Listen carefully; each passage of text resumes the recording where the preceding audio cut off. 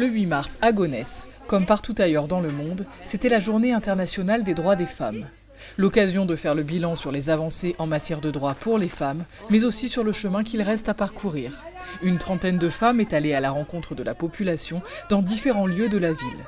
Une marche qui a débuté au centre social Marc Sangnier, avec une halte au centre commercial La Grande Vallée, où des ouvreurs de parole ont posé des questions aux passants. On fait une journée pour reprendre tous les cheminements, pour reprendre toutes ces femmes qui ont lutté pour le droit de la femme, pour que le droit de la femme évolue, le droit de vote, le droit de l'avortement, le droit de circuler, le droit de vivre tout simplement. C'est d'éveiller justement des questionnements et de ne pas se reposer sur les acquis aussi, de toujours aller au-delà de cette évolution. Une évolution qui n'empêche pas certains clichés d'avoir la vie dure.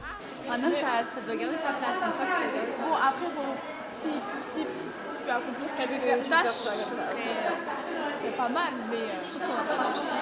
Je ne vois pas être avec un mec qui...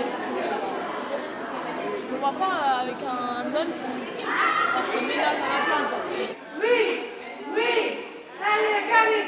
Le 8 mars, c'est une journée de lutte, une journée de conscience, une journée de bilan et une journée de ce qu'on pourrait faire par la suite. On échange tout simplement en demandant avec des questions simples sur les conditions de la femme, si les gens pensent qu'on est arrivé à vraiment l'égalité, si dans leur façon d'éduquer leurs enfants, est-ce qu'ils sont toujours, il y a cette pression de peut-être de religion, peut-être de tradition. Souvent, les gens oublient ce que c'est que le droit, alors que l'égalité, c'est une question de droit et s'impose à l'homme comme elle s'impose à la femme. La journée s'est poursuivie avec un débat dont la question était « Que faudrait-il pour qu'il y ait égalité entre hommes et femmes ?»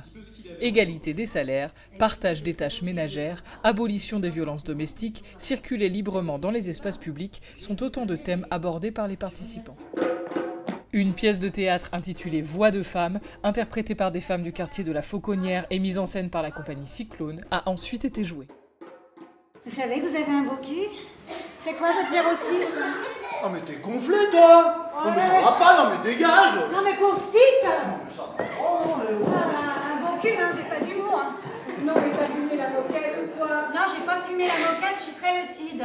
Et les mecs, enfin certains ils le font pas ça, mettre la main aux fesses, apostropher les femmes dans la rue. C'est la 3e année qu'on travaille sur la thématique de la Journée internationale des droits des femmes. J'amène moi de la matière, des textes, des images, des extraits de journaux, et puis on lit, on regarde. Et puis petit à petit on discute, on voit ce qui intéresse les unes, les autres, et à partir de ça on construit.